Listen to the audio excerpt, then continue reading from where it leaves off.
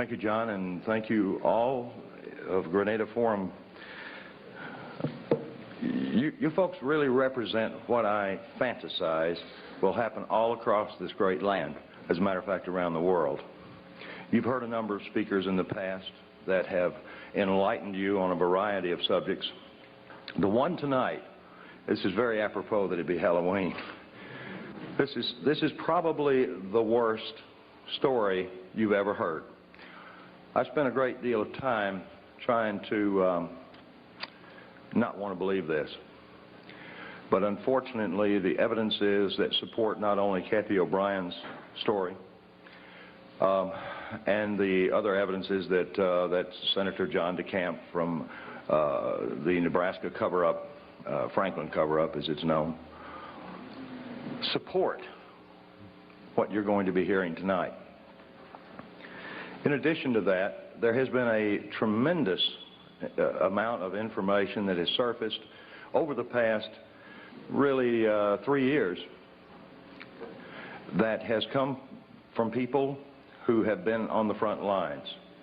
Not only therapists, but we have got generals and colonels from all branches of the military and members of intelligence that have provided us with literally tons of documentation, not only supporting Cathy's story, but thousands of others just like her. Cathy O'Brien is not unique. I wish she were, because if she were, I would not be in front of you right tonight, because it would mean that this problem went no further. Unfortunately, that is not the case.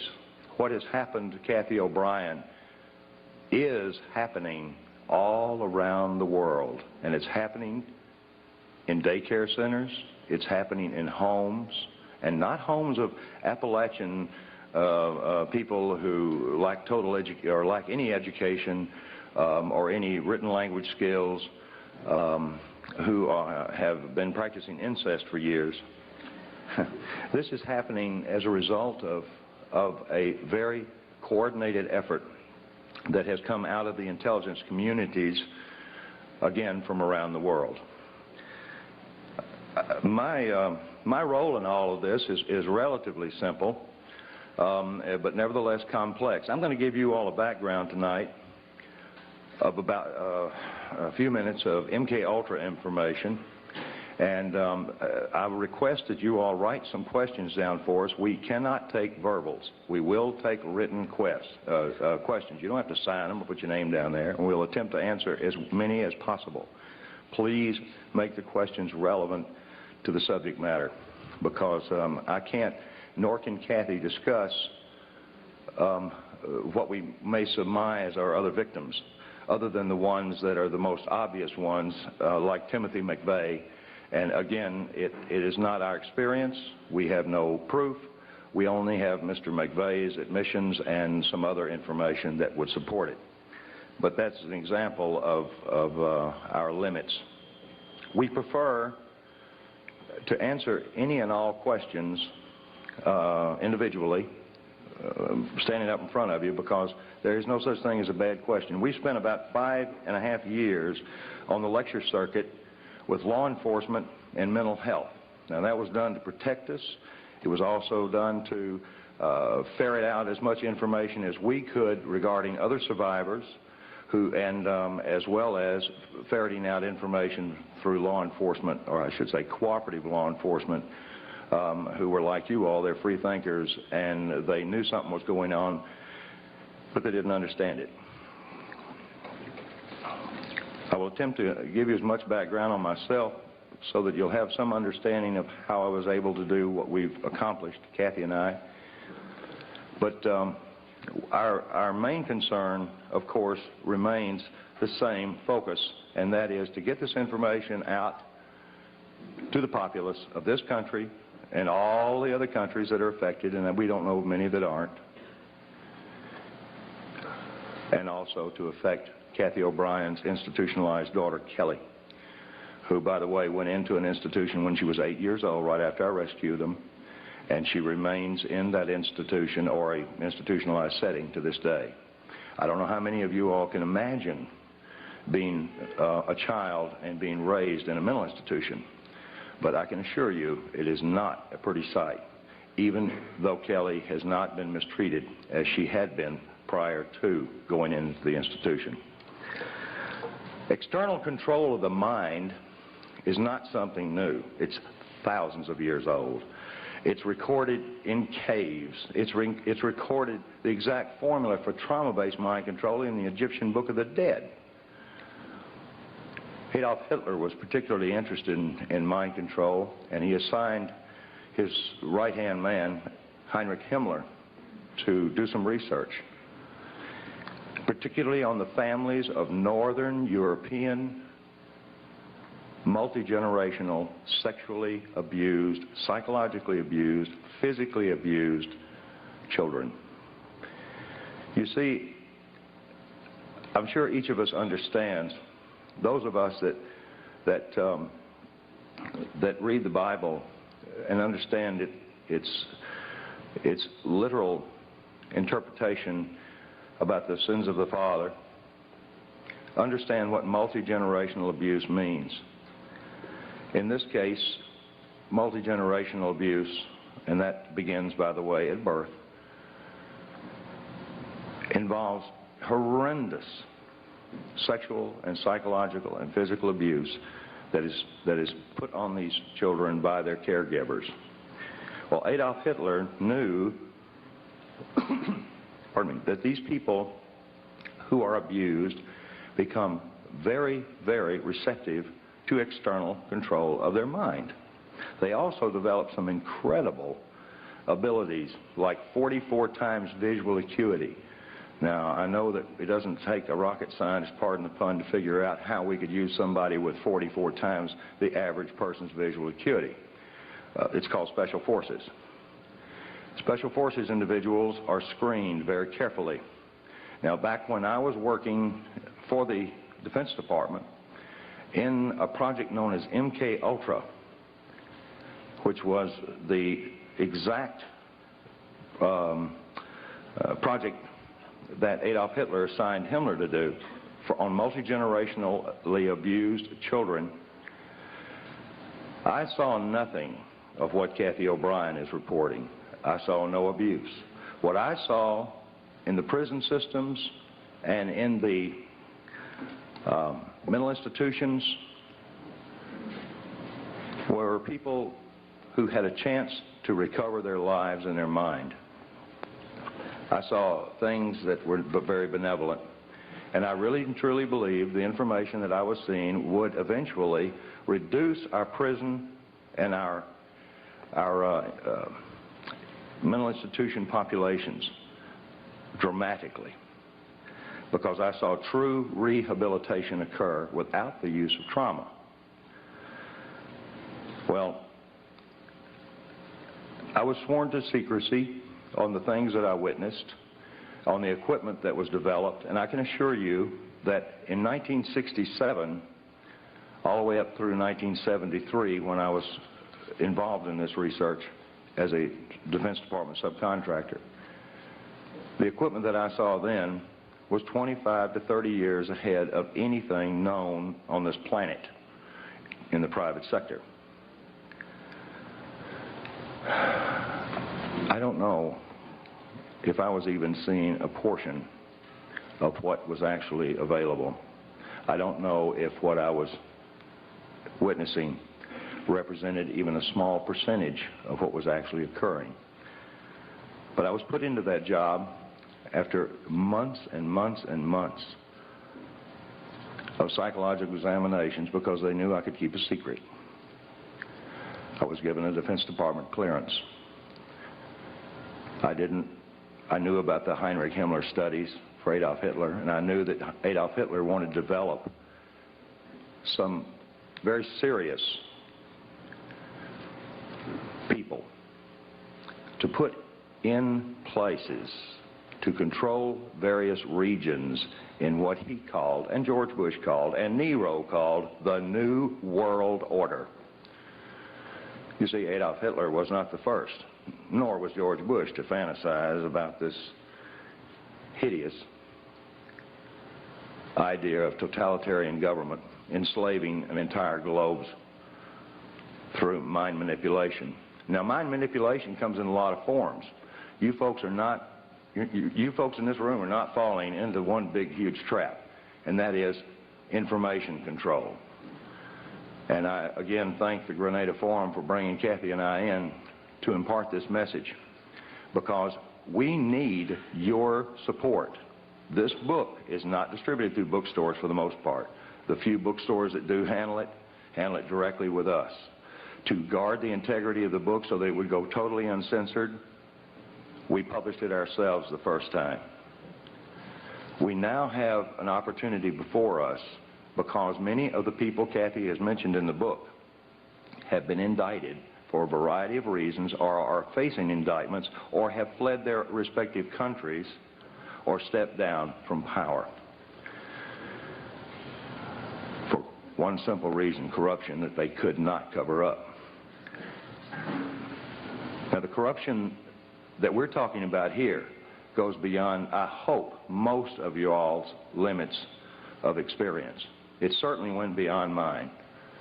I had a household that was this is totally alien to. But what Adolf Hitler began in his adamant research on, he had the largest number of human subjects from which to work and do his horror on. And it was even accepted by most of the people in his country that these prisoners of war were indeed to be subjected to anything that he chose that would better his country. Well, MKULTRA took on the same scientist, because in 1947, when the National Security Act was formed, there was a project that was developed called Project Paperclip. There was a few airlines at that time that were cranked up. Capital International Airlines was one of those airlines. I was vice president of Capital Airlines for a period of time. Capital International Airlines. This is very similar to the hat that they wore. By the way, you realize that if we could get these guys to all wear a hat, force them into a uniform, our problems are over. I told Cathy, I said, I don't know how to introduce this information. I said, do we come out here and say that we're the first and second oldest professions? All right, I want to see who laughed. Well, Cathy O'Brien certainly is a remarkable person, but I can assure you the prognosis for recovery of someone who has been horribly abused before age 5, before the brain is fully formed, the recovery I should say the level of recovery is very good. These people can lead normal, productive lives, even though they've experienced, in most cases, a lifetime of horrific abuse. That was the thing that surprised me the most. Now, there are a lot of survivors out there. There are a lot of survivors in various levels of recovery. Cathy is, again, the only one that we know of that is vocal, that has written a book, that's been validated, and we haven't been locked up. Now, I want everybody in this room to understand that neither Cathy or I are suicidal. And we just came back from Arkansas, and I want to tell you, Cathy and I were invited over there to spend 4 days with the investigators because they had found one chapter of her book they were actually able to validate. I said, well, give it to me in print. And they said, we can't do that. And I said, well, okay. Can I use this recording? I was only joking. They patted me down before I went in. But no, these people are what I consider friends of yours and mine. Now, if there are any CIA operatives in this room, you don't have to hold up your hand. But I'll tell you where I'm staying, and I want you to come see me alone. Particularly if you're trying to disrupt what we're doing. Because this information that Adolf Hitler was developing, we developed through Project Paperclip. Project Paperclip was the importation of Nazi and fascist scientists into this country after World War II that saturated our universities, saturated our Fortune 500 corporations, saturated NASA. It built NASA. And it has infiltrated every aspect of society with its filth. Filth in child pornography, filth in blood rituals and hideous religious beliefs that involve human sacrifice, anything to traumatize the mind. Some of these, I'm approached by a number of avid researchers that say, well, this is Satan behind it. Well, I want to tell you, these are people behind it, because I worked for the airline that brought these folks in. I had no idea what I was involved in, but I was recruited by Capital International Airways for the purposes that I could keep my mouth shut, and I worked on a need-to-know basis. Most operatives do not know who they're working for. There are over 86,000 of them in this country. Now you divide that by 50 and see what you come up with. This place is crawling with Big Brother. The KGB never had that many functioning operatives in high levels as we do in this country. 1984, George Orwell's book, really was a grim prophecy that has come true. Most people are saying that we got to stop this New World Order from taking over. It's already here. We're in it. Now let's understand who the players are and some of their tools. Mind control, whether it be trauma-based mind control to develop a totally robotic human being, is one type. Fortunately, it requires a great deal of horrible trauma that somebody's got to put on to these people, and it requires something more than just pushing a button on a console. There is equipment available now that we cannot protect ourselves from. And the amazing part about this equipment is it's available to everyone in this room. I don't quite understand the philosophy about making pain field generators and another device called an MDD-1, which uses a dual coil electromagnetic pulse system, which affects our cerebral cortex. Stops logical thought. You couldn't balance your checkbook if one of these things were turned on, nor could you think to turn it off. Any more than Cathy O'Brien could have thought to have walked away from her victimization. This is not the beaten wife syndrome. This has nothing to do with an economic situation. This has something to do with robotic mind control. There are tons and tons of documents. Transformation of America is a book. Our book, an autobiography, Cathy's autobiography. I wrote the first 4 or 5 chapters to give you a briefing. But what this book contains is her life, that which we can validate. When this book was printed, we had over 27,000 documents. 27,000 documents fit into 5 file cabinets. We now have over 3 tons of paperwork. General Russell Bowen recently, I won't say fled, he doesn't like that, I'm sure. General Russell Bowen, who was one of the originators, and he's set up Operation Watchtower, the CIA's drug op. By the way, how many of you believe that the Central Intelligence Agency is the world's largest drug dealer? Can I see? Okay. So that makes our country the largest drug dealer on the face of the earth. And I resent this. I know now why the intelligence community did not want me for an officer. I know now why I was not privy to some of the stuff that I am now, unfortunately, very privy to. Because I think I'd have blown the whistle on them. There's a lot of whistleblowers out here now, and you folks are getting to hear them. You've been hearing them for years. This is one of the longest, oldest running groups that I'm aware of. I see a lot of familiar faces out there. And I see some people that, if they were in my position, would do exactly the same thing Cathy and I have had to do. I'm not into this. I was hired because I could keep secrets.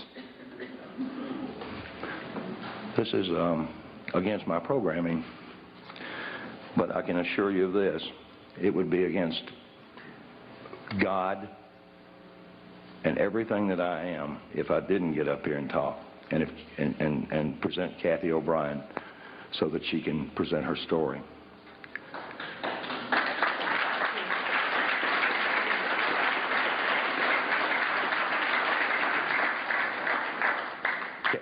Cathy and I are really humbled by the number of people that we see that would have done the same thing. And people come up and say, oh man, we really appreciate what you're doing. I said, well, thank you.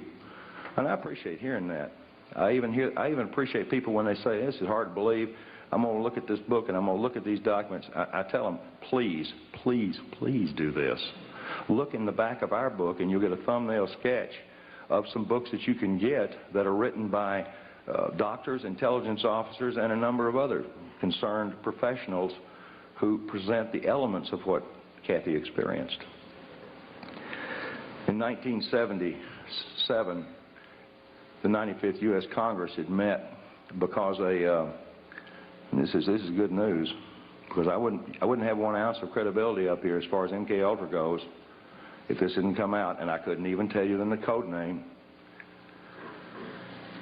But in 1977, the 95th U.S. Congress met to address an issue that a Dr. Ewing Cameron, the founder of the American Psychiatric Association, the APA, the lobby group in Washington that controls what doctors do for our heads when we run into trouble. APA, psychiatry is the youngest of all the healing arts, and it is the most primitive of them all because, yes, and I'm sure there's psychiatrists, may be psychiatrists in this room. After that clapping, I'm sure they won't hold their hands up. But I know there are therapists in here. I've seen 2 already. These therapists know exactly what I'm talking about because the information that they're provided by their lobby has been carefully screened. Information on rehabilitating victims of mind control is not only scarce, but it's required some incredible efforts by some brave individuals who wound up getting sued because they could not violate the civil rights of the individual that they were actually treating. The situation with Cathy and I was very different. I wasn't a doctor. I wasn't a psychiatrist. I had no insurance or practice or license to protect. So I kept Cathy from reading newspapers. You see, when I rescued her on February the 8th, 1988, she didn't know her name, how old she was, or where she'd been. I'd seen this with people involved in espionage, and I immediately thought that Cathy had been an information courier, even though she was dressed like a prostitute, walked like a prostitute, and talked like somebody that was leading a Christian choir somewhere.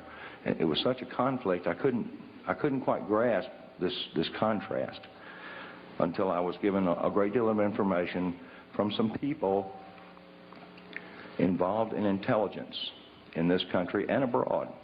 I was fed a treatment modality that ultimately would lead to putting Cathy O'Brien free again for the second time in her life. The first time was when she was born, and it stopped right there. Cathy O'Brien had been a victim of the most horrendous abuse system known to man. The type of mind control, again, that Adolf Hitler thought that he could use on certain individuals, putting them in positions of extraordinary power and having invisible strings, the master puppeteer, to their minds and what they said. I don't know if we have politicians like that now or not, because it seems like you don't have to put them under mind control. They'll do anything that corrupt members of Congress persuade them to do. I've known several corrupt congressmen that didn't have to be blackmailed with sex, that didn't have to be enticed with money or drugs. They just simply were corrupt. You see, a sociopath is a very outgoing individual. Leaders. Yeah, leaders. Yeah. Unfortunately, sociopaths have no conscience, no expression of soul. They do not relate to anyone else's pain except it gives them pleasure. MKULTRA was designed and had many, many sub-projects for developing the perfect soldier, the perfect espionage agent,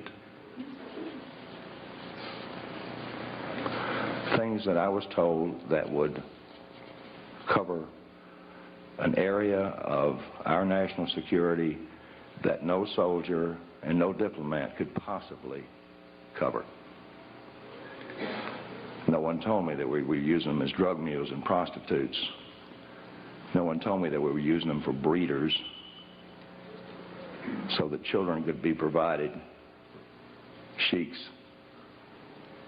world leaders. No one told me that we were using them for money laundering operations. When I rescued Cathy and her daughter, the information about this is in the book. It took me a year to put Cathy back together, literally, with a whole lot of help and a whole lot of love. Other therapists don't have that latitude. They can't love their patients. They can't keep them away from telephones. They can't keep them away from newspapers and TVs. And they wind up getting contaminated because they're highly suggestible. They see an ad for fried chicken, they can smell it. Now, I dreamed as an ad man to be able to produce ads like that. I worked real hard just to get somebody to go, nice ad. But nobody ever drooled on any pages that I ever put out. And I used subliminal. I used a form of neurolinguistics. Those of you who do not know about NLP should learn. Tony Robbins is an advocate of NLP, and he teaches. As a matter of fact, he taught George Bush and he taught Bill Clinton. And there's nothing wrong with Tony Robbins. He's not a bad guy. He's a smart businessman. And any smart businessman these days knows the value of neurolinguistics, or the language of the unconscious. I always call it the language of the subconscious, and I'm getting outvoted by all the mental health people. They're saying, that's not right. Unconscious. Well, to me, it's the subconscious. But the language of the subconscious provided me the codes, keys, and triggers to unlock all the rest of the doors in Cathy's mind that pertain specifically to her abuse. It gave me information like bank account numbers first.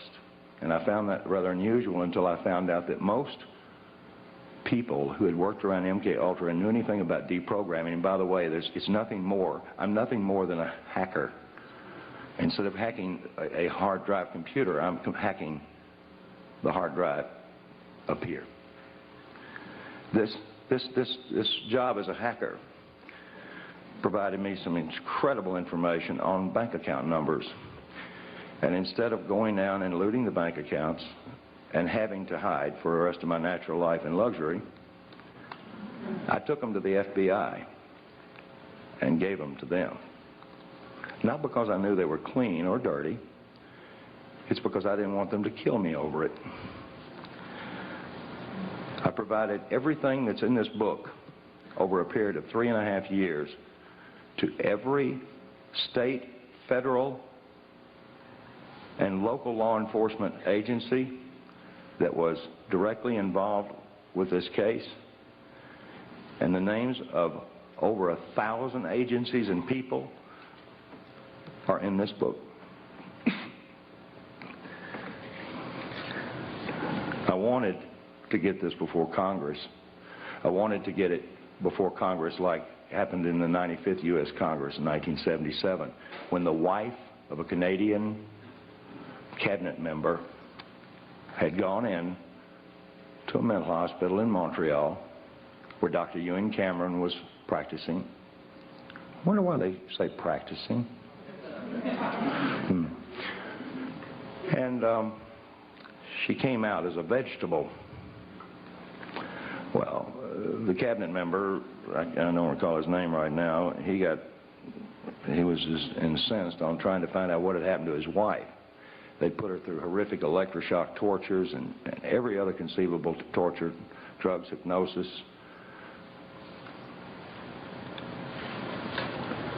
Unfortunately, many others were involved in Dr. Ewan Cameron, the founder of the APA's experiments.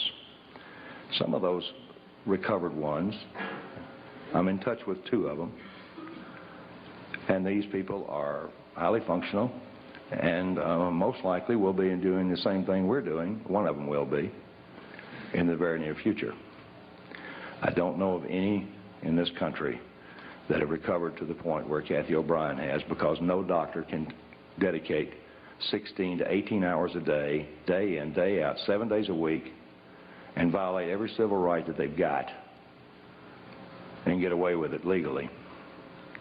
Nor can they have their patients legally go into the safes or safe of their handlers and pull out their diaries.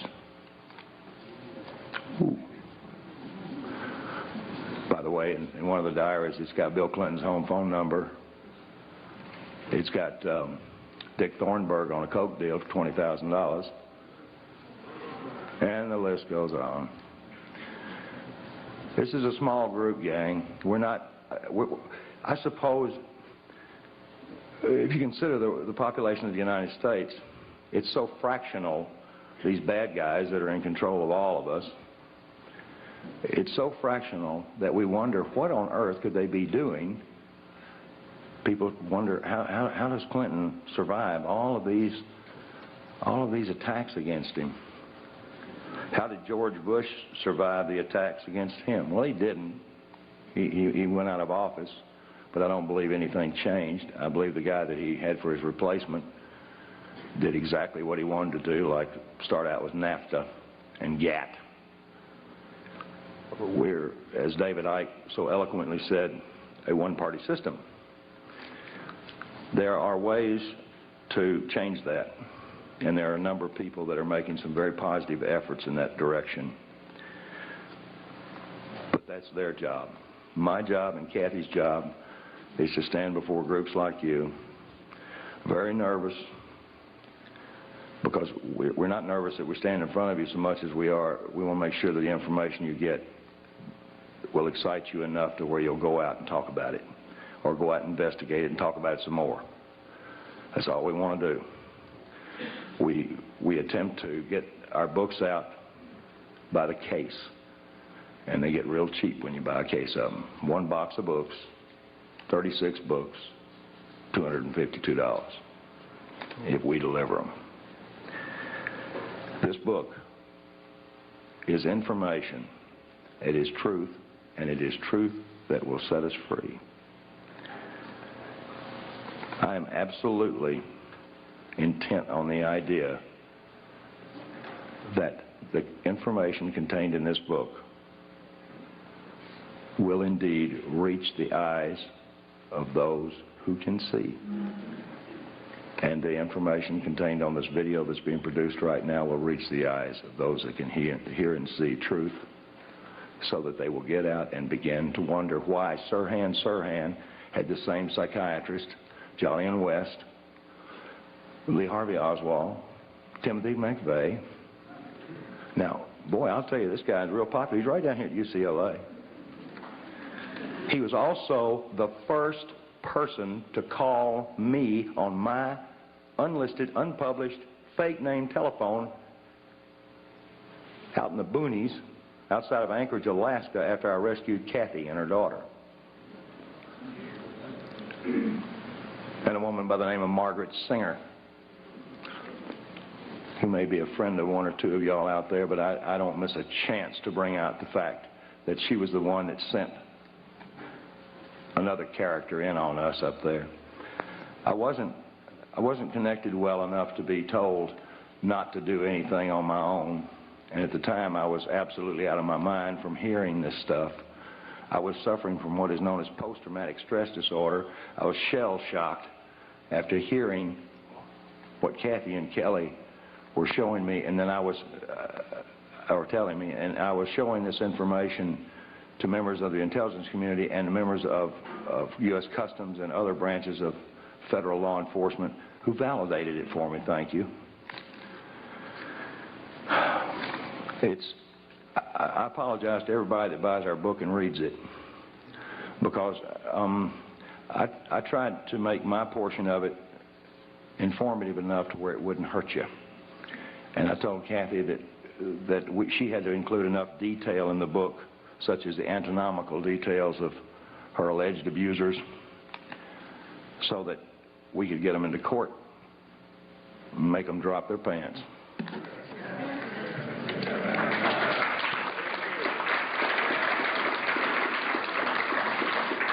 That kind of leads me into the presenter for the second oldest profession, or first oldest profession. I'll get to that second reverse. Now, who was first?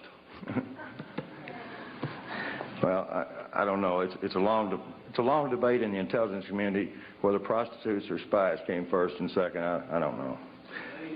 Ladies first, okay. That's a good one. At this point, I'd like to present Cathy O'Brien, the person who rescued my spirituality. I wasn't a bad guy, but I needed that extra push, and I'm mighty proud to have been with her for over 8 years now.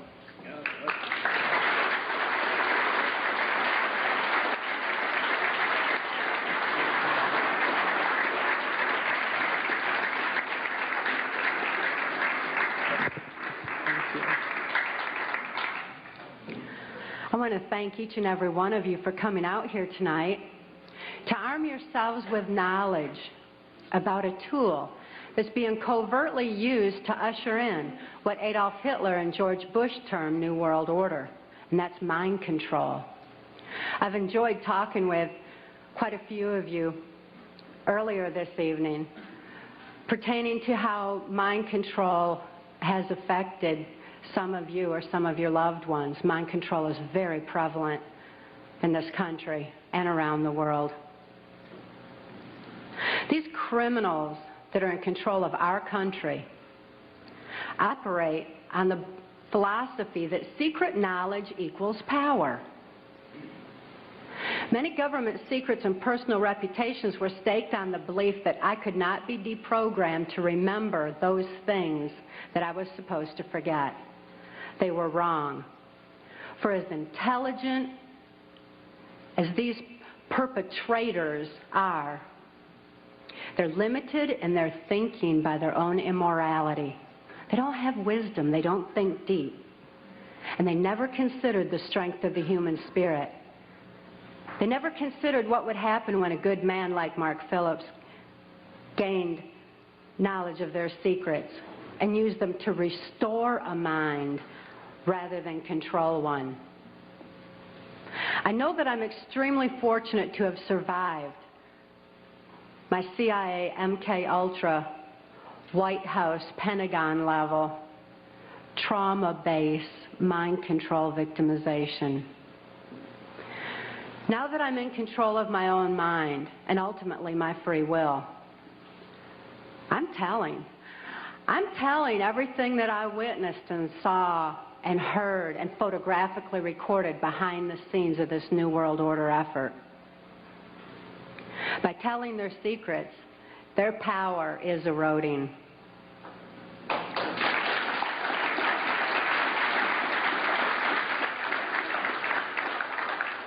I also speak out to give voice to the many, many mind control victims and survivors out there who can't think to speak out and tell what they know and what they've endured. I speak out for the sake of my daughter, Kelly, who's now 16 years old and is a political prisoner in the custody of the state of Tennessee, where she's being denied any rehabilitation due to the political affluence of her abusers. She's counting on Mark and I to get this word out on her behalf.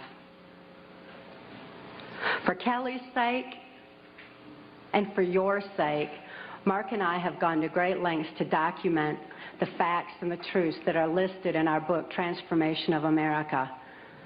Transformation of America is self-published, uncensored, so that you can have the facts that you have a right to know and a need to know.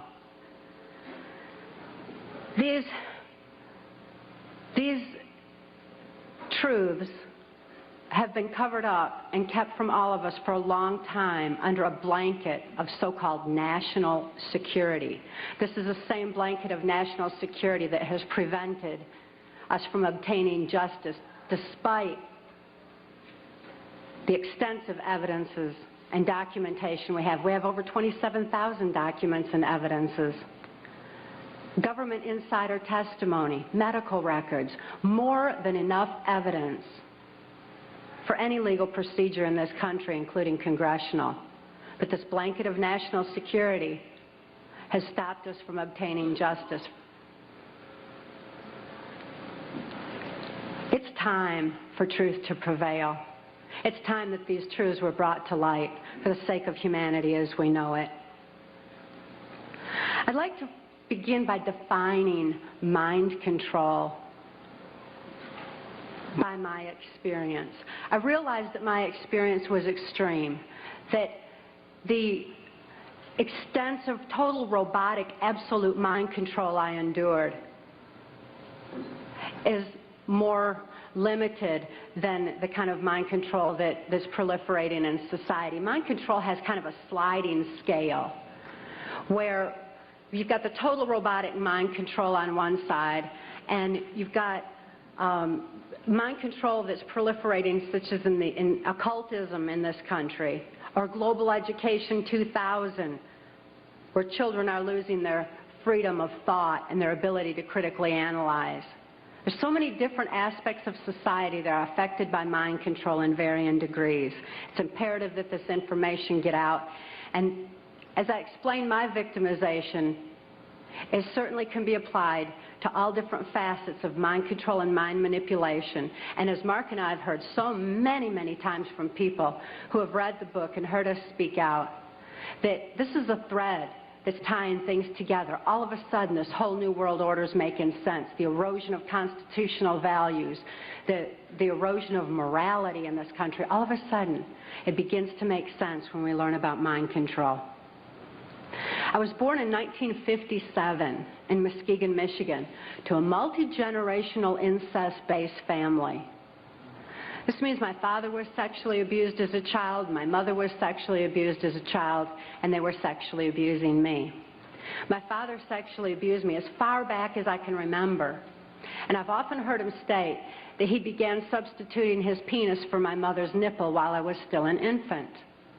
I tell you this so that you can understand that my sexuality was confused in infancy. It was put into an area of my brain that's much like survival, like eating and drinking would be. I tell you these facts so that you can be better armed and understand what's happening in society. And name names. Mark and I name names in our book, Transformation of America, not so that I can say, well, I was in the White House with so-and-so. I mean, I missed the whole glamour part. But this is so you know who the problem is and where these problems lie. The sexual abuse that I was enduring was so horrific that I developed dissociative identity disorder. This used to be termed multiple personality disorder, and I'm so glad they've changed it to dissociative identity disorder because it really more aptly describes the compartmentalization that occurs when a person endures trauma that is literally too horrible to comprehend. Even though I couldn't understand that what my father was doing was morally wrong, the pain and the suffocation of his abuse was so extensive that I developed dissociative identity disorder. It certainly was incomprehensible. There was no place for it in my mind to deal with such horror. Therefore, I developed a compartment in my brain, a little area behind amnesic barriers that was actually the neuron pathway shutting down in my brain in order to compartmentalize the memory of the abuse so that the rest of my mind could function normally as though nothing had happened.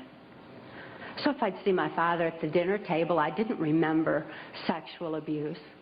But as soon as he unzipped his pants, the part of me, that part in my brain that knew how to deal with that horrific abuse, the neuron pathways actually physically opened up so that that part of my mind could deal with my father again and again and again as needed.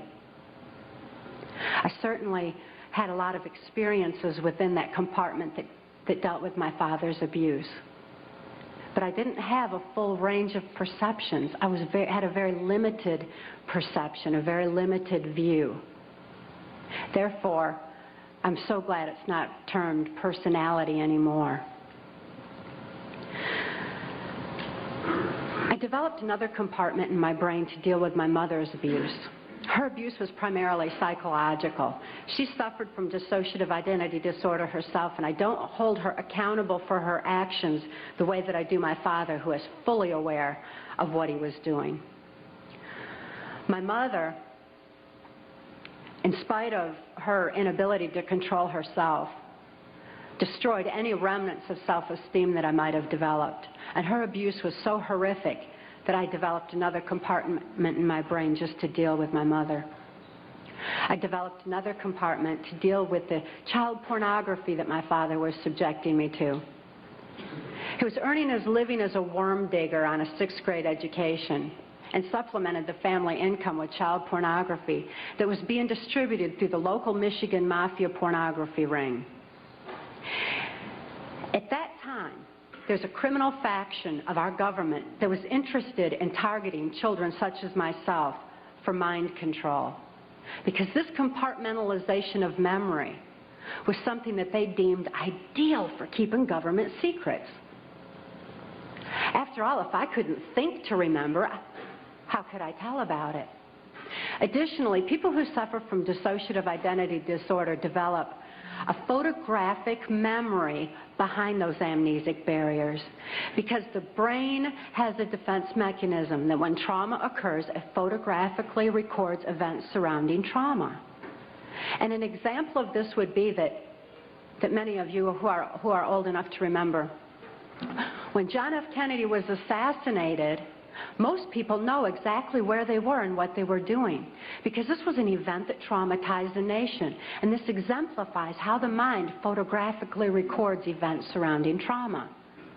So behind these amnesic barriers, I had a photographic memory, which the government deemed ideal for programming. That way I could deliver messages to and from government leaders, or in my case, also drug lords, who were involved in funding the black budget and funding the New World Order controls. They're interested in programming me so that I would deliver the messages verbatim. When I delivered messages, I delivered exactly what I was told, using the voice inflections of my abusers, with no conscious comprehension of what I was even saying. It was just a tape recorder just parroting out exactly what I'd been told. Another aspect that the government was interested in is that as a dissociative identity disordered person, I had no concept of time, because I was going from compartment to compartment of my brain with no memory of what had happened before. Therefore, I had no ability to even keep track of time, and a concept of it was just absolutely impossible. And it also makes for, if I didn't know what I was doing earlier, I wouldn't know to be tired while I was overdoing something else. Therefore, a person who suffered from dissociative identity disorder had extensive physical endurance, just superhuman strength and an ability to keep going and going and going and going. Dissociative identity disorder persons also develop 44 times visual acuity. Very often that's why you see them wide-eyed with the whites around their eyes, because they're actually taking in more of their surroundings than the average person. 44 times more detail than the average person sees. That certainly makes them perfect marksmen for mercenary operations or for intelligence in different areas that the government was interested in developing mind control. was a chosen one or a prime candidate for mind control because of the sexual abuse that I had endured. My sexuality had been enhanced. Therefore, I was used as a sex slave and also delivered messages to and from these government leaders. At that time, because a government, this criminal faction of our government, was so interested in dissociative identity disordered persons, they knew that any child that was subjected to child pornography had to have endured trauma so horrible that they had to be suffering from that disorder. Therefore, this criminal faction of our government sanctioned this child pornography ring so that they could identify and target children such as myself for the project. At that time, the politician, local Michigan politician, mafia politician, the politician who was protecting this Michigan mafia pornography ring was a guy named Gerald Ford. This is the same Gerald Ford that went on to become the first unelected president of the United States. Gerald Ford, I never perceived his political affluence. I only perceived him as another abuser like my father, because Gerald Ford also sexually abused me as a child and sexually abused me right on through my mind control victimization until Mark rescued my daughter Kelly and I in 1988. Gerald Ford is not a pedophile per se. He's what I refer to as trisexual. He'll try anything. Any age, anybody, anytime, anywhere, just as long as he had control. Because he had a perversion of power, in addition to his interest in mind control. Therefore, it was Gerald Ford who came out to our house and explained to my father how to raise me in the project according to government specifications. My father had been caught sending this child pornography through the U.S. mails, and therefore he was approached and told that if he sold me into that project, that he would gain immunity from prosecution. My father remains free from prosecution to date for so-called reasons of national security. My father thought it was just absolutely wonderful and immediately sold me into the project. He felt like the government condoned child abuse. So did I. I certainly felt like the government did. And my father went on to have 5 more children to raise in the project, so there were 7 of us in all. The rest are still awaiting freedom. Once my father agreed to sell me into the project, I was taken routinely to Mackinac Island, Michigan, which is a political retreat where the Michigan governor's mansion is located. It was a bohemian grove of sorts where politicians met and discussed New World Order controls, where they discussed mind control of the masses, mind control in the school systems, how to use occultism as a trauma base. One of my sexual abusers at that time was the Prime Minister of Canada, Pierre Trudeau. Pierre Trudeau is a professed Jesuit. Now, the Jesuits are an intelligence arm of the Catholic Vatican. There's a criminal faction within these Jesuits. I'm certainly not saying all Catholics are bad, nor am I saying all CIA is bad or all politicians. There's good and bad in everything. But nevertheless, Pierre Trudeau represented this criminal faction of the Catholic Church, of the Jesuits, who believed in mind control of the masses because they wanted to be the one world church in the New World Order. The money that was being brought in through the church was funding New World Order controls. And he firmly believed in mind control. Another sexual abuser of mine was then Michigan Senator and later U.S. Congressman Guy Vanderjagt. This is the same Guy Vanderjagt that went on to head the Republican National Committee that put George Bush into the office of president. It was at Mackinac Island, Michigan, when I was 13 years old, that I was dedicated to the senator who had become my owner in this mind control project. That's U.S. Senator Robert C. Byrd. Senator Byrd is a Democrat from West Virginia. And again, as you'll notice as I reveal any names, that this doesn't have anything to do with party lines. Democrats and Republicans both are involved, because it's not about party lines, it's about who's for the New World Order and who's not. Nevertheless, Senator Byrd had been in office as I've been alive. He's still in office today. He's been head of our Senate Appropriations Committee, which means he held the purse strings of our country. He decided where money would be spent. And I know from having witnessed and experienced and saw so much behind the scenes that Senator Byrd was appropriating money in directions that would allow for New World Order controls.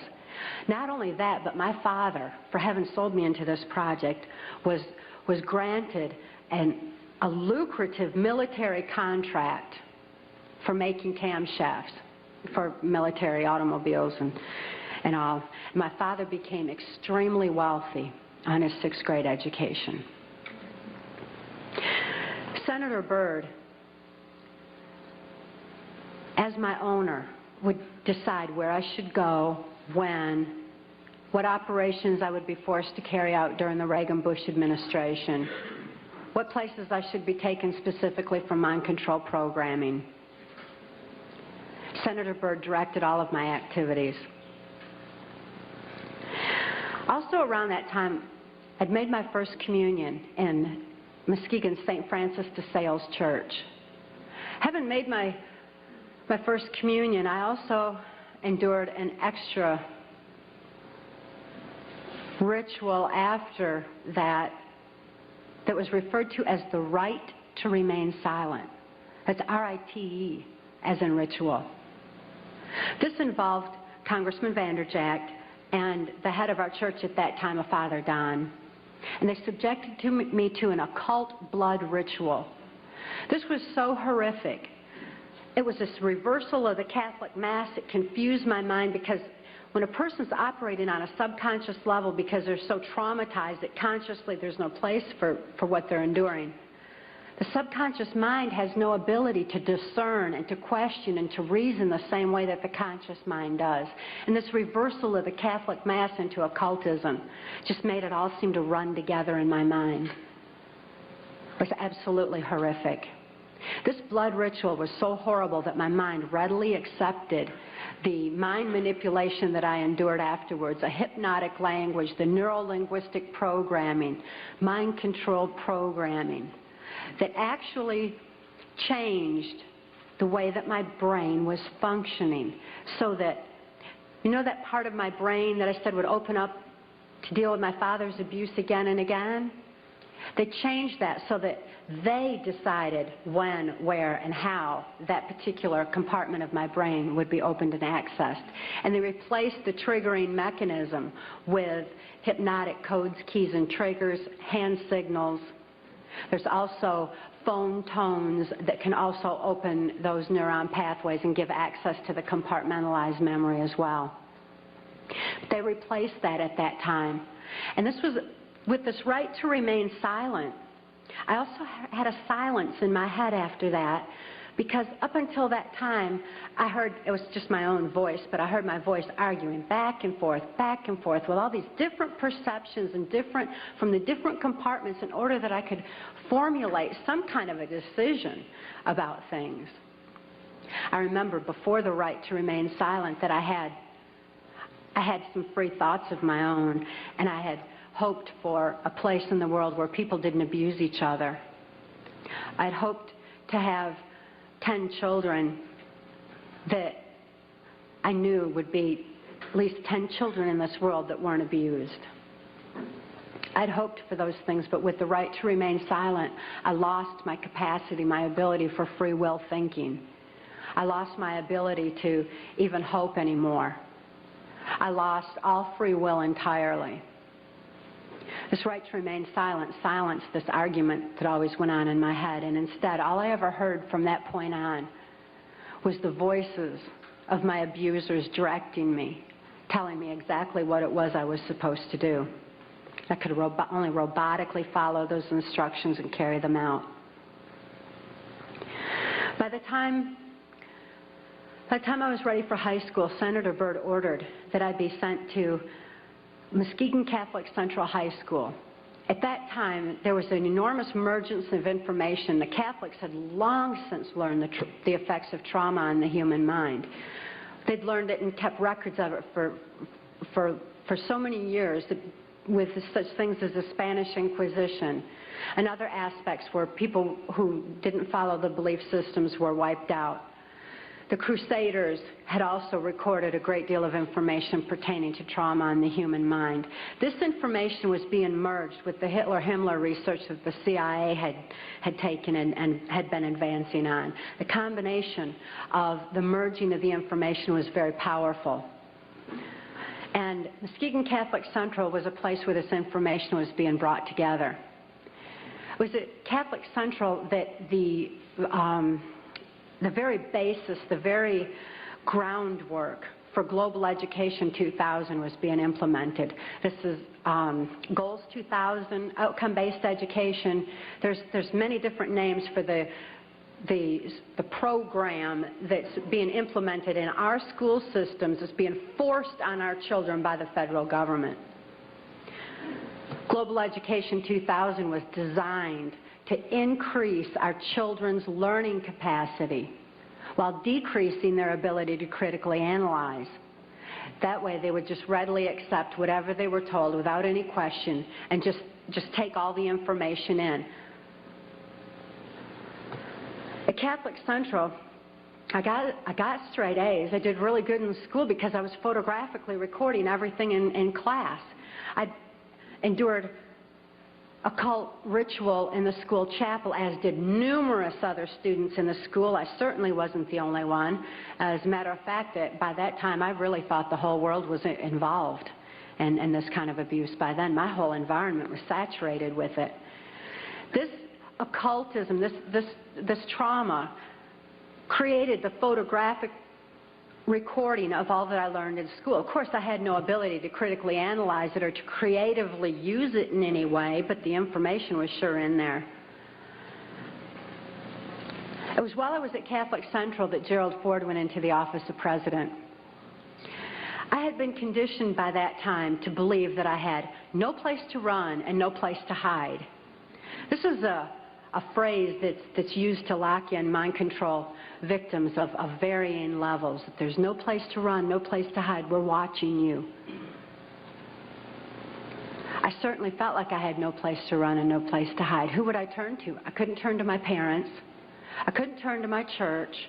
Couldn't turn to my school. Couldn't turn to the local politicians. And now I couldn't even turn to the President of the United States. I truly felt locked in, which is exactly what they wanted for total control of my mind. Of course, since then, I've learned otherwise, and Mark wisely taught me while I was in the deprogramming process that I did have a place to run, so right at them. And I had no need to hide. Obviously, they do, by the way. They're covering up all their acts with the national security blanket. After I graduated from high school, Senator Byrd ordered that I be transferred to Nashville, Tennessee. Nashville, Tennessee was heavily involved in mind control at that time through the country music industry, and above all, the proliferation of CIA cocaine operations within the country music industry were already in full swing. The political corruption in Tennessee was just all the way to the top. The country music industry provided a cover for mind-controlled slaves like myself to be taken around the country to the various places as designated, and also to distribute and deliver the large quantities of CIA cocaine that was coming into the country. It was my experience that the CIA's so-called war on drugs is no more than the CIA eliminating their competition as they take over the drug industry worldwide.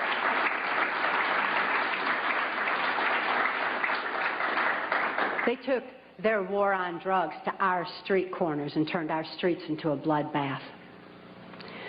The country music industry provided the cover for distributing the cocaine, so Senator Byrd wanted me to be within the country music industry. Besides that, he fancied himself an entertainer of sorts, and he fiddled on the Grand Ole Opry from time to time. When I was first sent to Nashville, he was playing on the Opry that night, and he had a musician behind him, a guy named Wayne Cox. Wayne Cox later told me that playing music behind Senator Byrd wasn't the only way that he backed him, but that he backed him politically as well. After the Opry that night, I endured an occult ritual again. Occultism is oftentimes used as a trauma base for mind control. Who can comprehend that kind of a trauma? A blood ritual is absolutely horrible, and it's a perfect trauma base for mind control, for the compartmentalization of memory. I witnessed Wayne Cox murder a railroad bum down at Nashville's Union Station. It was abandoned at that time, and there were bums around, and he shot him right between the eyes and cut off both of his hands, which was Cox's MO for murder. After this blood ritual, this horrible trauma, I was programmed that Wayne Cox would be my first handler in MKULTRA mind control. As my handler, Wayne Cox would follow Senator Byrd's directions and instructions, and above all, he would be subjecting me to more trauma sufficient to satisfy the numerous compartments Senator Byrd wanted developed in my brain for mind control programming so that I could carry out various operations during the Reagan-Bush administration. I endured numerous occult rituals after that. Wayne Cox at that time was working directly under the direction of Louisiana Senator J. Bennett Johnston, and he took me to his hometown in Chatham, Louisiana. J. Bennett Johnston at that time was heavily involved in mind control operations because he was running a band of mercenaries out of Louisiana. At that time, this band of mercenaries were going in and out of South America. There was a lot of arms deals going on. There was, and most importantly, when the airplanes would fly these guys down to South America, they would come back full of cocaine, which was being distributed on our streets. Wayne Cox was triggering these mercenaries into operation by showing them a severed hand from another one of his victims, which re-traumatized them into the occult ritual that they had already endured and accessed a specific compartment of their brain. And he told them that J. Bennett Johnston wanted them to give him a hand and carry out a certain operation. He would then give the instructions and the guys would follow him through. So J. Bennett Johnston was heavily involved. At that time, it was 1978, and it was determined that I had endured sufficient trauma to carry out my first trial run operation. An enormous quantity of cocaine had been flown in on one of these operations, and I was to deliver it into the neighboring state of Arkansas. By that time, Bill Clinton's drug operation was in full swing. He was governor of Arkansas, and I delivered this cocaine to a remote airport in Ouachita Forest, which I've since identified as Mena Airport. I also delivered a little packet of information and a small quantity of cocaine, a personal stash from J. Bennett Johnston, to Bill Clinton. I delivered it to Bill Clinton, and he cut out 2 lines of the coke, and he did inhale.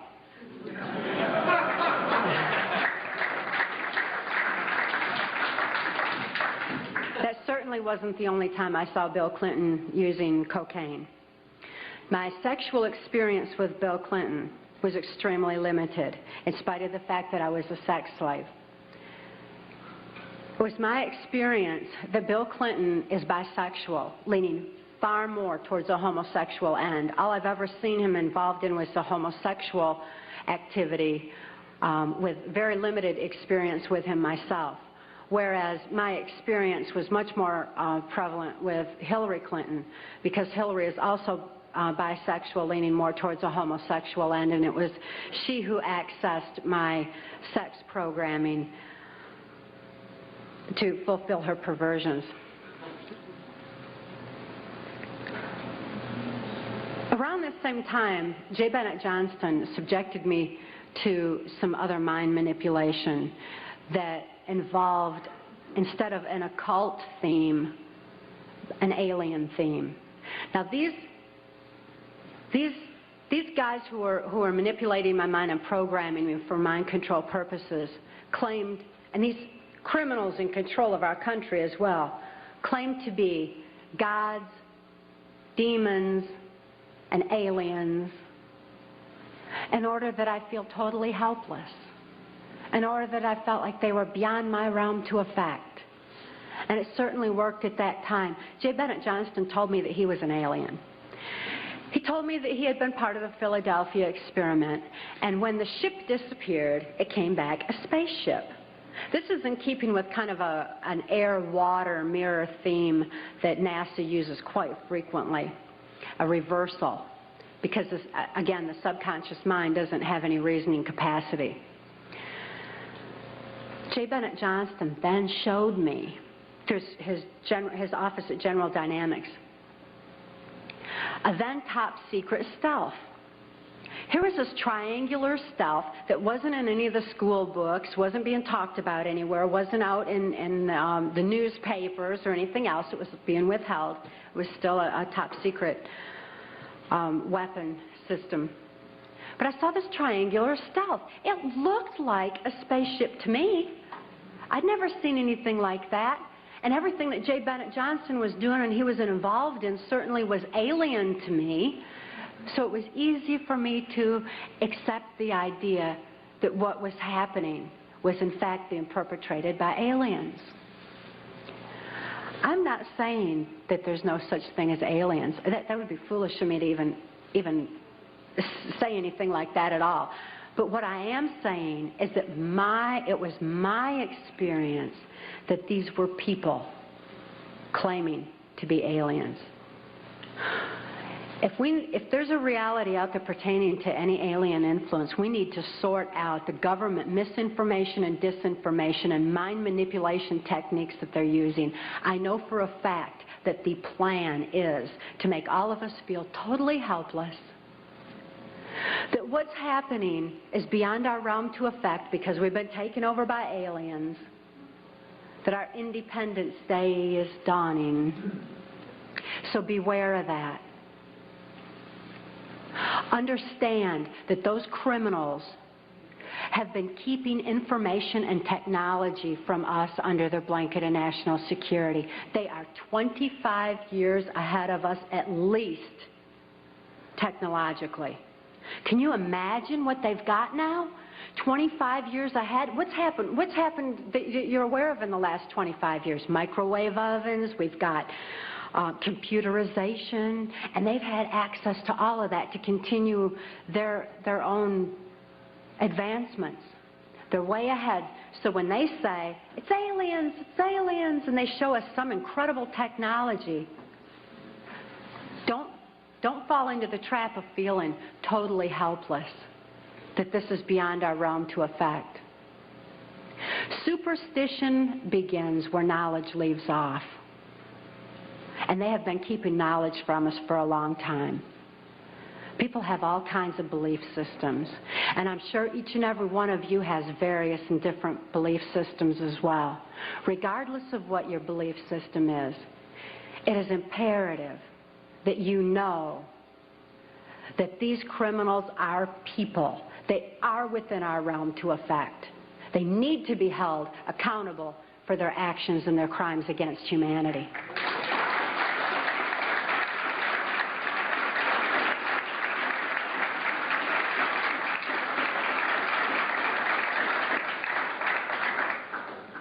It was 1980 and my daughter Kelly was born. She was born directly into the MKULTRA mind control project on a much higher level, a more sophisticated technological level than I was subjected to. In addition to trauma, she was subjected to harmonic mind control programming on NASA installations literally since birth, before her brain even had a chance to form. As soon as Kelly was born, Senator Byrd figured I'd been traumatized enough by that time and ordered that we be transferred back to Nashville, Tennessee to carry out operations during the Reagan administration. But being within the country music industry, we had a second handler. His name was Alex Houston. Alex Houston is a ventriloquist, stage hypnotist in the country music industry. Above all, he carries out criminal covert CIA operations that fund the black budget. And this certainly included bringing in large quantities of cocaine and distributing them through the United States, Canada. He was working at that time and provided a cover for me to be taken throughout the United States, Canada, Mexico, and the Caribbean for these criminal covert operations. As my handler, he took me to various military and NASA installations for mind control programming for specific operations that I was forced to participate in. These operations that I won't have time to get into tonight are detailed in our book, Transformation of America. And they involve such leaders as the President of Mexico at that time, De La Madrid, and Vice President Salinas. It was my experience that in 1984, there's a CIA trauma base, near-death trauma center that's located in Lampe, Missouri. It's called the Swiss Villa Amphitheater.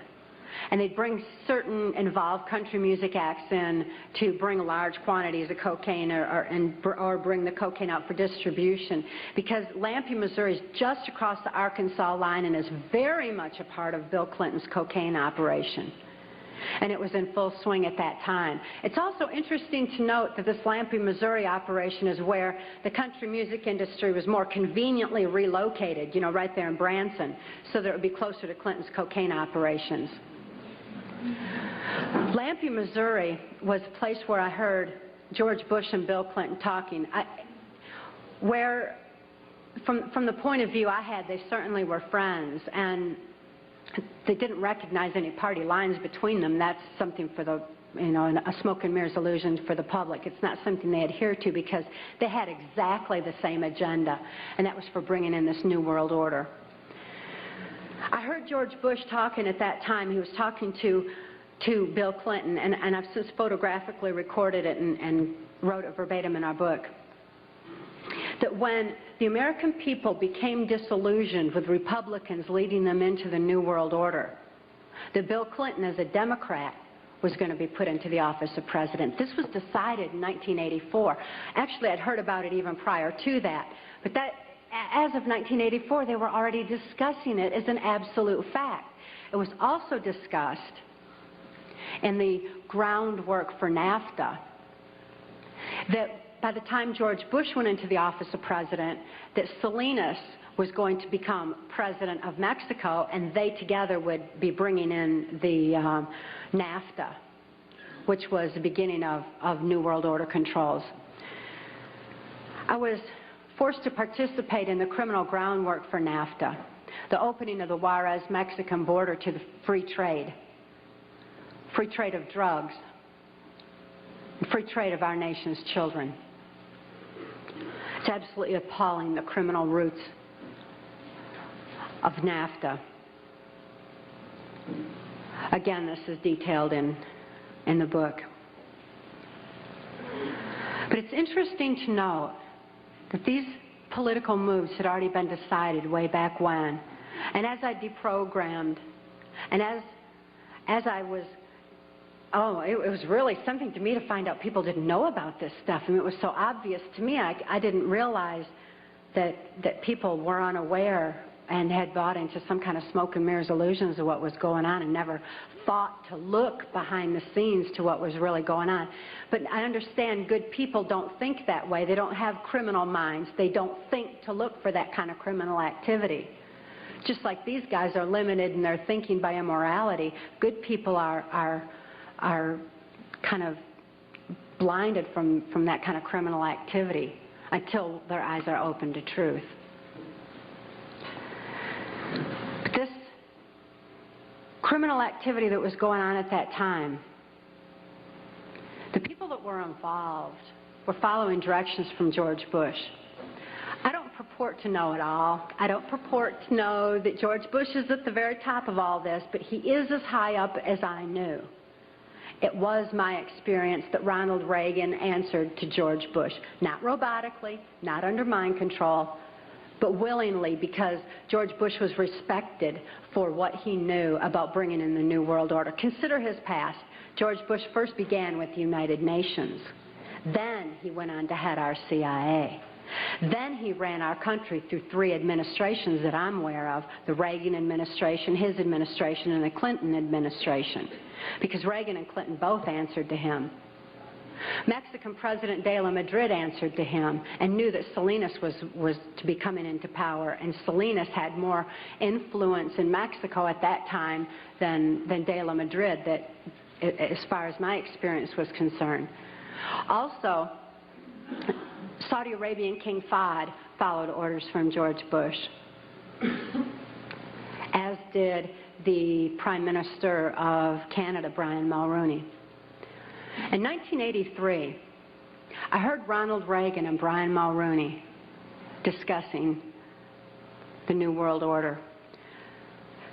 Senator Byrd had acted in the capacity of a pimp and prostituted me to Reagan, and I was present at this White House cocktail party.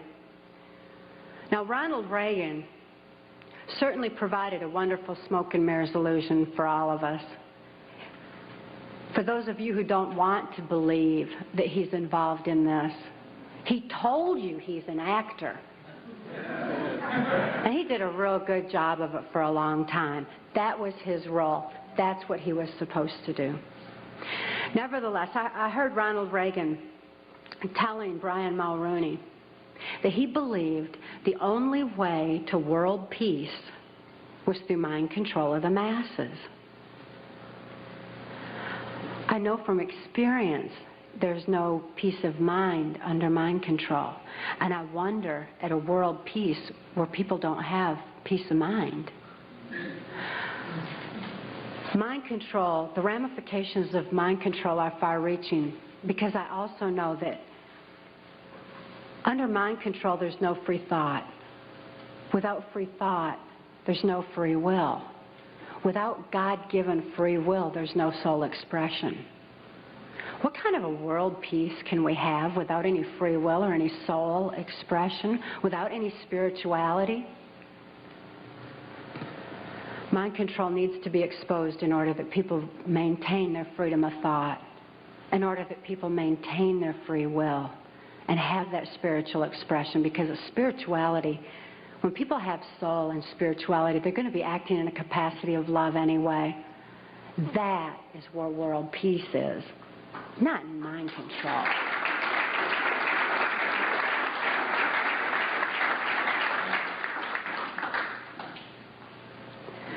By 1988, I'd been forced to participate in numerous operations against my will, all of which I certainly would never have done. I guess if I had had any part of me that was willing to do anything like that, mind control would not have been necessary. I'm appalled at what I was forced to participate in, but I am relieved that this information's getting out, that people are passing the book Transformation of America hand in hand, hand to hand, so that hand in hand we can take back our country. This information is information that you have a right to know and a need to know, and their controlled medias are not going to suppress truth.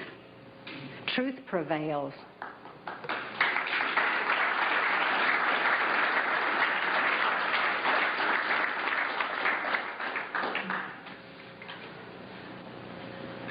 In 1988, Mark rescued my daughter Kelly and I.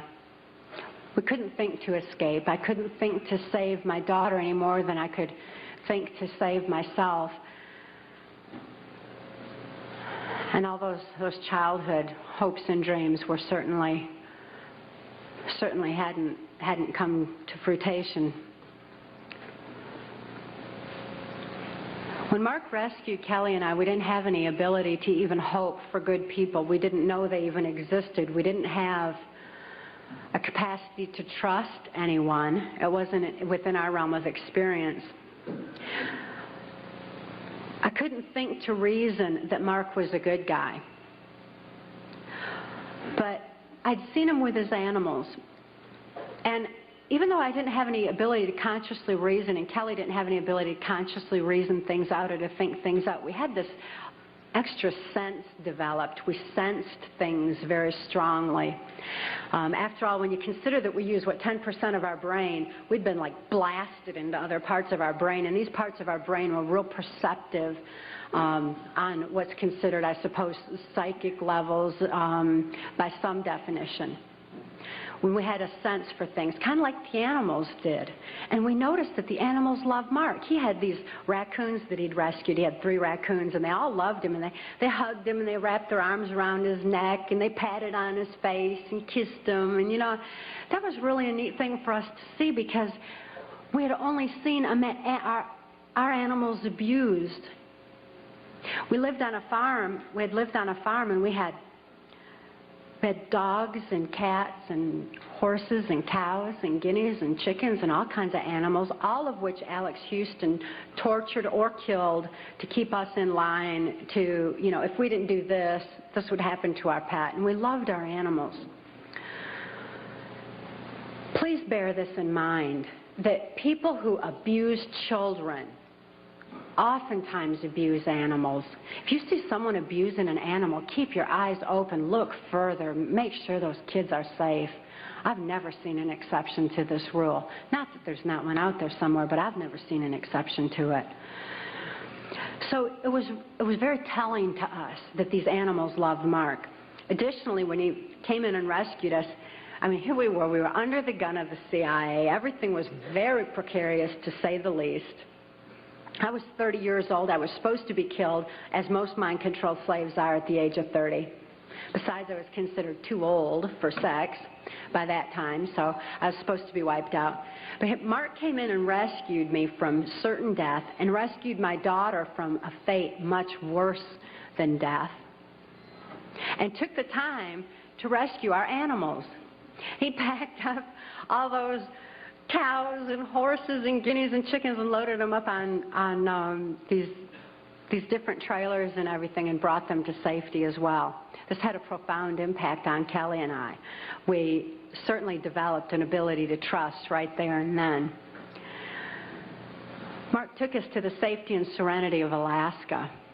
Since we were safe for the first time in our lives, experiencing love for the first time in our lives, memories of our past began flashing on our mind's screen. As these memories flashed, and I started to remember what had happened to me and to my daughter, particularly during the Reagan-Bush administration, I became enraged. I was enraged at what my daughter had been through, the tortures I'd endured, and what the plan was for humanity as a whole. I'd have been blinded by that rage, immobilized by that rage, if it weren't for Mark's wisdom in telling me that the best revenge is total recovery. Because through total recovery, by photographically recording all those events, I could expose these people for exactly what they are, for what their plans are, for what I witnessed behind the New World Order. Be able to get help for my daughter, who was in desperate need of help at that particular time. So I began writing out my memories. By writing out my memories, I used a different part of my brain than verbalizing. It bypasses emotion.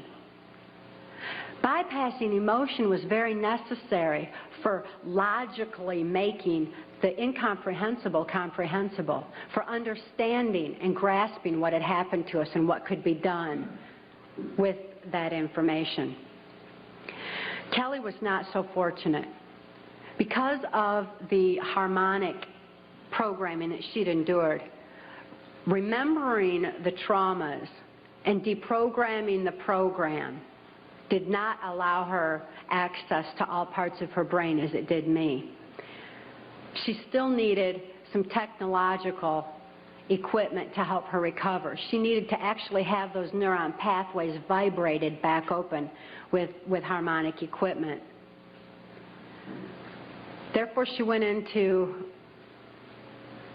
Humana Hospital in Anchorage, Alaska, in an intensive care unit. She suffered horribly at that time and responded only to some psychological intervention and not to any conventional medications. Kelly was actually suffering respiratory failure because mind control has advanced to the point where they know the ins and outs of the brain and the mind so well that they know how to program not only the subconscious but to go into the primitive mind, the very area of our mind where blinking, breathing, and circulatory, heartbeat, all that is regulated. And they could go in there and put death programs in place. In my daughter's case, it was respiratory failure, so that in the event that she ever had cause to remember, which they never expected could happen, but in espionage, that can happen. We've heard of that, where the brainwashed and where they have the memory accessed. So they wouldn't have to take the old cyanide pill anymore like they used to, like spies used to. Instead, they would just simply go into respiratory failure, circulatory failure, and no information would be released at all. There was no chance of the information getting out that way. Since my daughter was being raised was genetically and mind controlled, being brought up to be in espionage, she had that program in place and it went into effect. Because of the medical attention that she needed, she became quickly thrust into the illegal and immoral custody of the state of Tennessee, where she remains today. The violations of laws and rights that proliferated in her so-called legal case were extensive. We had one clean district attorney that went in and told the judge that he was violating constitutional rights and human rights in my daughter's case, and cited law after law after law, and the judge interrupted him and said, but laws do not apply in this case for reasons of national security. This certainly raises a question.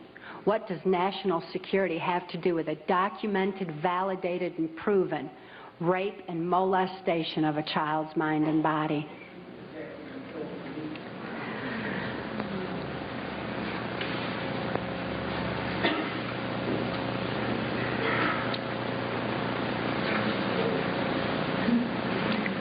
For Kelly's sake, and the sake of so many other mind control survivors out there, we need to lift this veil of national security. We need to repeal the 1947 National Security Act.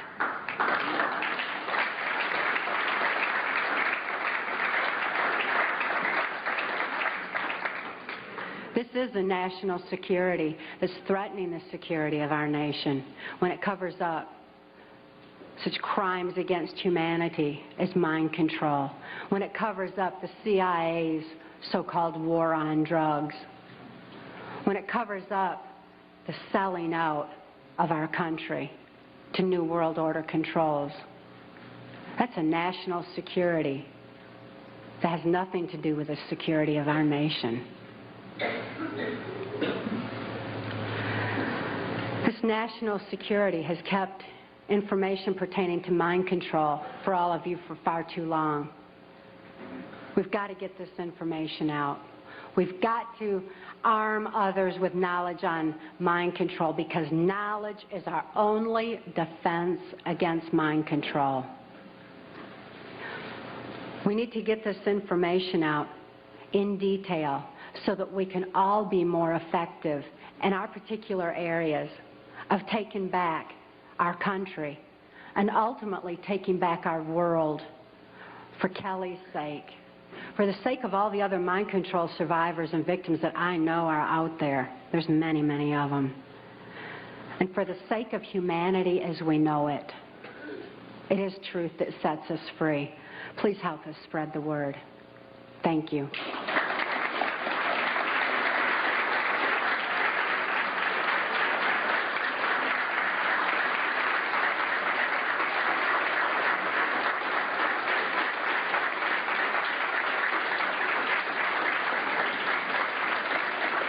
Thank you all.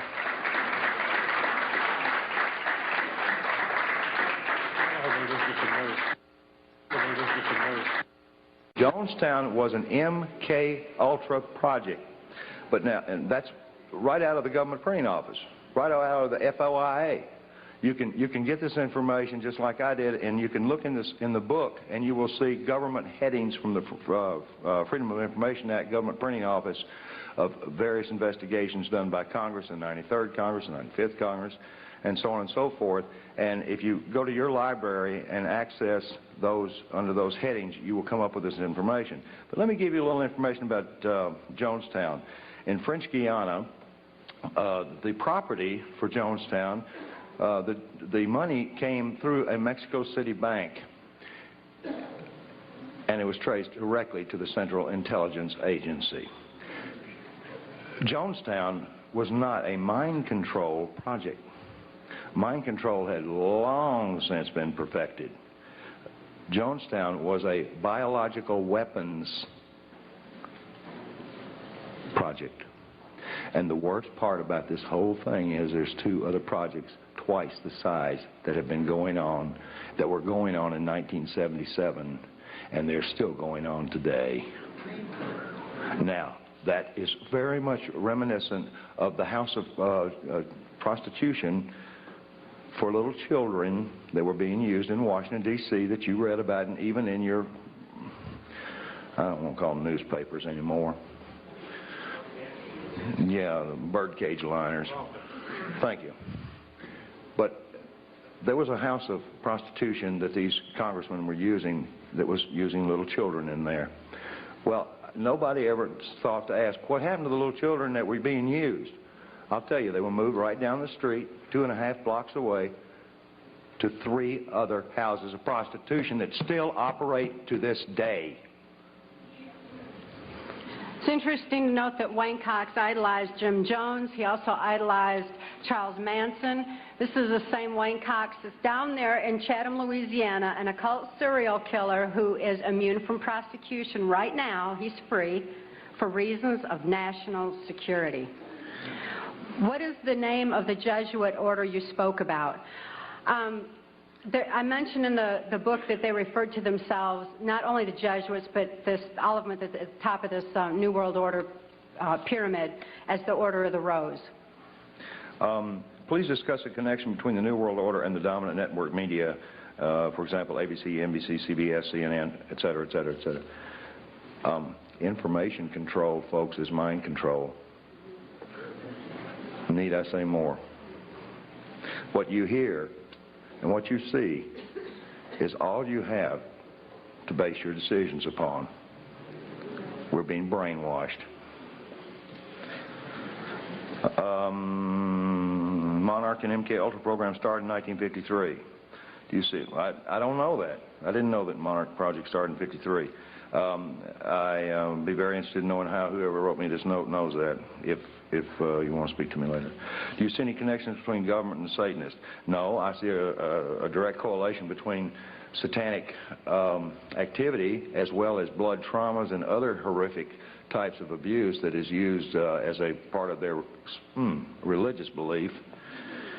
But I don't downplay the subject of Satanism. It's just that when you say aliens did it, demons did it, I can't do anything about a demon. I can't do anything about an alien. I can do something about a human being that says they're a demon and says they're an alien. And you all can affect those kind of folks too.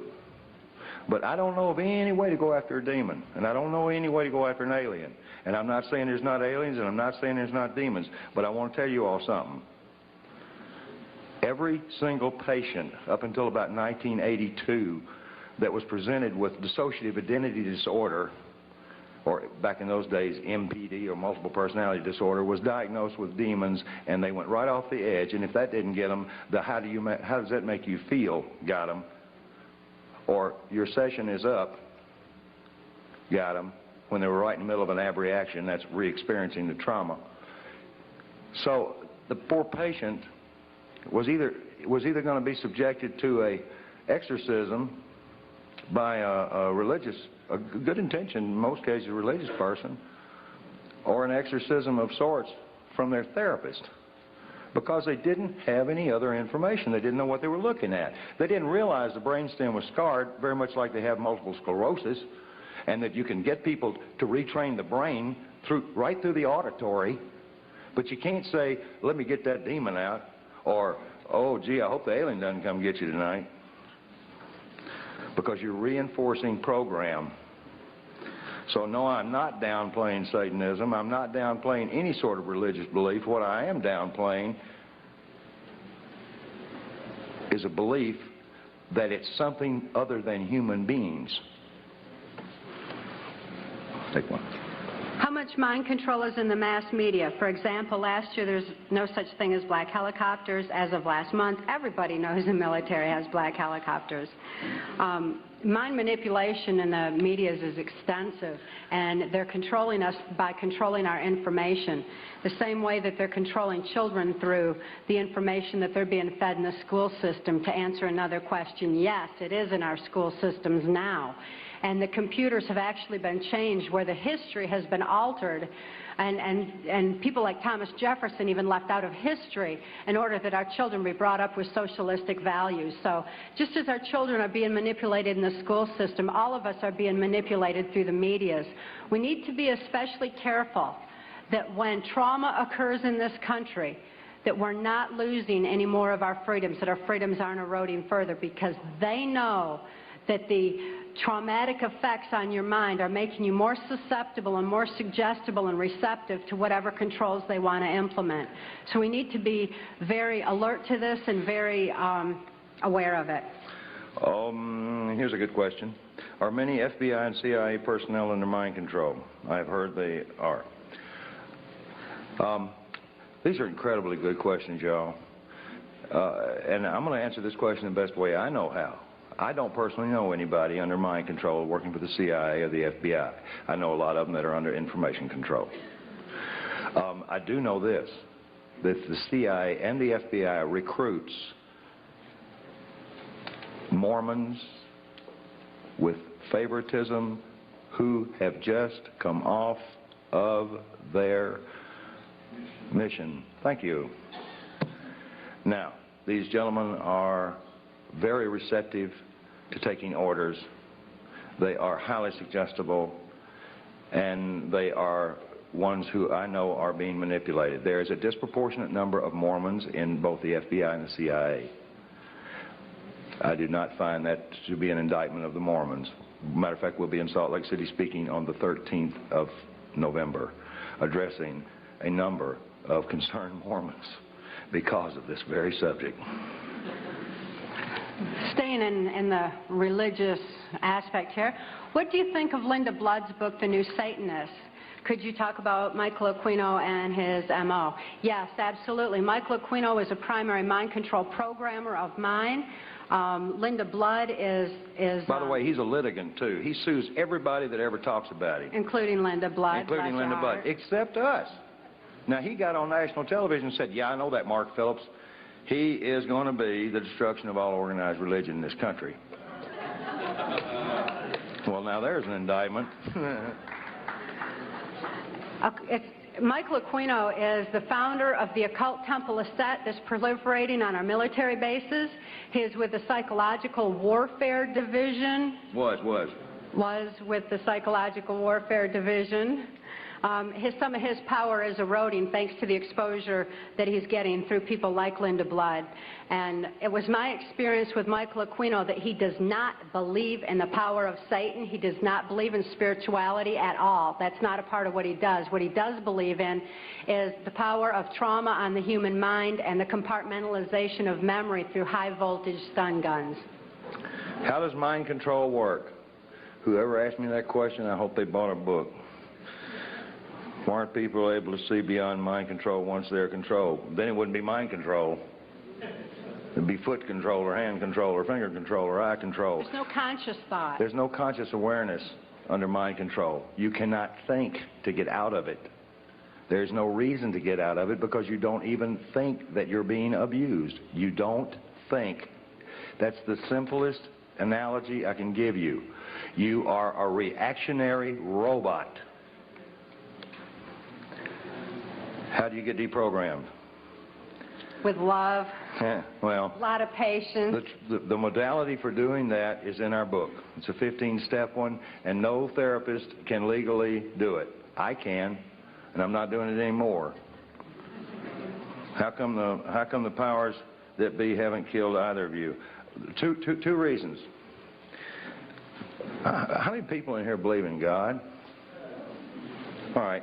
Those that have your hand up know half of the reason. The other reason is we followed a very careful path to the proverbial barn. We did not make some of the mistakes that some of our predecessors have, for instance, in the Inslaw case and others. It's not that I'm any smarter. It's just that I listen well, and I know how to trust. Therefore, I know who to trust, even those that I have not seen. Another reason, too, would be they've got so many fires to stomp out now, and people bringing truth out that, you know, we're just one of many, and besides, so, you know, stopping us is not going to suppress the truth. Were you ever at the Bohemian Club in Northern California? Yes. There's a chapter in the book pertaining to Bohemian Grove and some of the meetings that went on there between the politicians and world leaders that were involved. That's a place that needs to be exposed for exactly what it is. Okay. When I run into the same things over and over again, I'm not going to re-answer them. These are excellent questions. They're all excellent. Thank you. Someone asked, considering the things you've seen, the places you've been, why are you still alive today? I can tell you from personal experience, even though I can't tell you all the places I've been, I wonder how I'm still alive today. But it remains a total mystery to me, and it always will. Now, her body bears the scars. She has some of the things that they can't take away, they can't deny. Like Mr. Byrd, if he were undressed before Congress and the nation, there are things he can't deny, and Mr. Cheney as well. But there are undeniable scars that this lady carries that are not on her mind. They're on her brainstem, all over her body, thousands of stun gun scars, and a vaginal mutilation that defies the worst horror story you can imagine. Now, those are things that people don't do to themselves. Now, I had a CIA boy who was pawning himself off as an enforcement officer with DEA, who was on assignment to U.S. Customs in Florida. That should have been a tip-off. He said, you know, FBI believes she had that done to herself. I said, of course she did, with a pocket knife, moron. I said, how in the world would anybody even find anybody evil enough to do something like that? And I tracked it down. It's an ancient Egyptian practice taught to Michael Aquino. And I understand from her that he is alleged to be the one that told her handler, Alex Houston, how to use carving knives to do it. He bragged that he was a carver. He carved people. Could you please elaborate on Ronald Reagan's involvement? Oh, yes, I could for a long time. I wish we had more time. Details are in the book. I need to bring up Ronald Reagan's situation. A number of us, you know, I've got my wall in my office covered in invitations from Ronald Reagan, from George Bush, and some other presidents. One I don't even want to mention, that I was invited to dinners and inaugurations and all sorts of things through my relationships with people in the community and in the State Department. When I heard this information, I wasn't shocked about Ronald Reagan, because when I was with Ampex Corporation in the early 70s, Ronald Reagan was governor of California, and he was in big, big trouble because he had encouraged a MKULTRA mind control experiment to be instituted in the Vacaville prison here in California. And it made the congressional record. And Ronald Reagan is the governor that was the only governor of any state in the United States that got caught instituting trauma-based, chemical-based frontal lobotomy, and so on, and so on, and so on, and so on, mind control in our prison systems. And now it is rampant. As a matter of fact, this is the one subject you can get more information out of Congress on than any of the rest of them. Is there any link between the homosexual prostitution ring found operating out of Barney Frank's a few years ago on your topic tonight? I can't say that I'm an authority on this, but I talked to a bunch of psychologists and psychiatrists, one of which was privy to some medical documentation on one of the children that came out of that, and the answer is 100% yes, it's connected.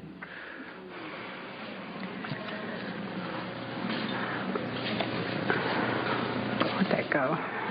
How does remote viewing being done by various former military men such as Major Ed Daines and Courtney Brown compare with your mind control? It's all under the guise of MKULTRA. Remote viewing, anything. I was part of the Duke studies in 1967 and 68, working with the paranormal. Most of the people I saw were of, at that time, Soviet origin. As a matter of fact, I didn't know we had a Cold War going on. I really didn't. I mean, there was a huge exchange of information. I was constantly sitting down at the table with KGB agents, and they were identified as such, and handed me cards. Cards. KGB handing out cards. I couldn't even understand. The first time somebody handed me a card, I said, well, this is the end of me. He said, do you have a card? Who is Kelly's father? That's this several times. Wayne Cox was Kelly's father. He was her father because genetically they wanted her to have the capacity to be able to kill because she was being brought up in espionage for those kind of purposes. But it's interesting to note, and I think David Icke, a dear friend of ours, stated it eloquently, that just as knowledge is neither good nor bad, it depends who has control of it. By that same token, genetics, for as powerful of an influence they are not stronger than the human spirit. Kelly's soul is just so beautiful, and her loving capacity is enormous, and the love that she operates from is extensive.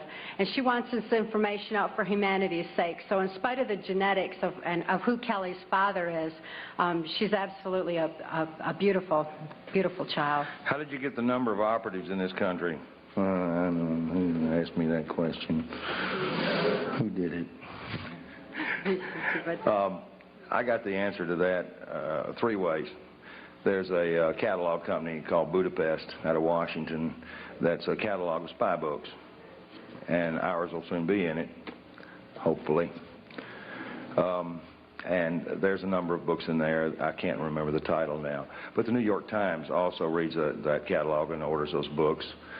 They're done by Stockwell and every other name you can imagine, and Philip Agee. And Philip Agee, I don't have a lot of respect for at all, except for one thing. George Bush stood up on national television and said he hated him more than any man on earth. I just couldn't help but love the guy. You say in your book that mind-control slaves were permitted any drug except marijuana. Why? It's an excellent question. The effects of marijuana on the brain are not conducive to mind control. It doesn't mean you can't be traumatized and put under mind control. It just means it screws up the programming. Because it actually opens neuron pathways in the brain. It expands thought. I'm not going to stand here and speak pro-marijuana because... No, because somebody be putting it in my car and popping me for it.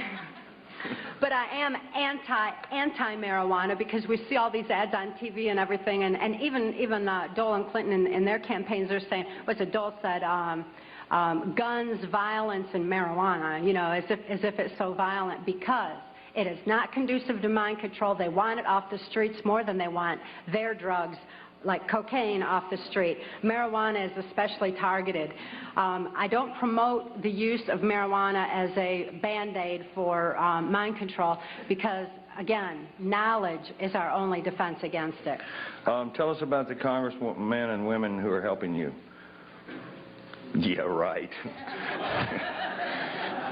I'll tell you one. Bob Clement.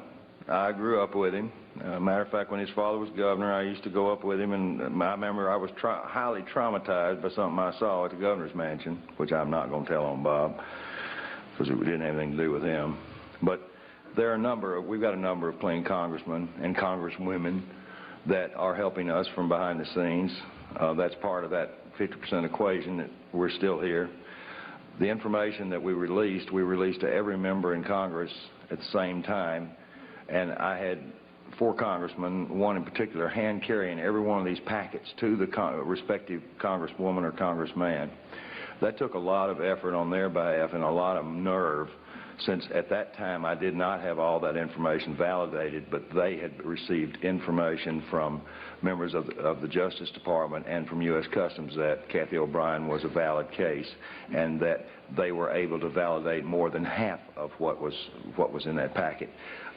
George Bush was handed a packet, and George Bush, he's nasty with me. He said I threatened his life, which is farther saying the truth, because the congressman that delivered it, it happened to have been a lawyer, as most of them are, unfortunately. And he had read the stuff, and they were trying every way on earth to indict me for everything you can imagine. But the bottom line was, this particular congressman said that he'd wear a sandwich sign before the news media if that was going to be the case. So the FBI and the Justice Department just humiliated me, made me come in and get my fingerprint. I said, you guys got my fingerprints more times than a criminal. I said, I work for the community. I work for the Defense Department. I said, well, I don't get it. When you just need a fresh picture, why don't you see my mother? Pay special attention to those members of Congress who believe that you have a right to information. There's an ongoing effort right now to repeal the 1947 National Security Act because they know that you need this information. That's